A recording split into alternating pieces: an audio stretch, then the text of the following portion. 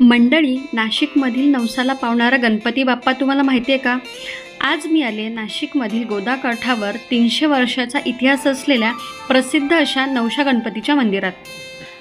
असं सांगितलं जातं की पेशवे काळात आनंदीबाई जोशी पुण्याच्या शनिवारवाड्यातून नाशिकमध्ये आल्या. तेव्हा त्यांनी इथल्या मंदिरात मुलगा झाल्यावर मोठे मंदिर बांधण्याचा नवस कबूल केला. जेव्हा आनंदीबाईंना मुलगा झाला तेव्हापासून या मंदिराला नवशा गणपती असं नाव पडलं.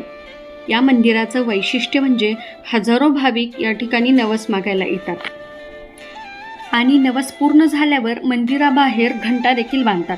यामुळेच सर्वत्र आपल्याला घंटा दिसत आहेत.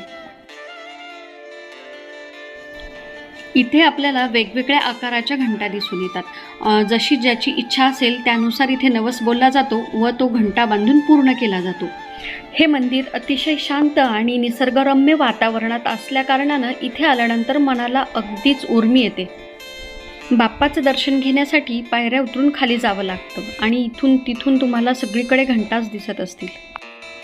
मंदिराच्या आवारातच अष्टविनायकाची प्रतिकृती म्हणून मूर्ती देखील आहेत. मंदिराच्या बाजूलाच महादेवाची देखील पिंड आहे.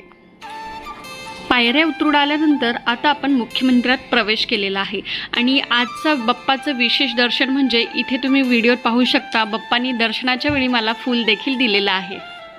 निसर्गरम्य अशा गोदाकाठावर असलेल्या या जागृत देवस्थानाला तुम्ही एकदा नक्की भेट द्या. पुन्हा भेटूया अशाच एका व्हिडिओसोबत. तोपर्यंत बाय बाय.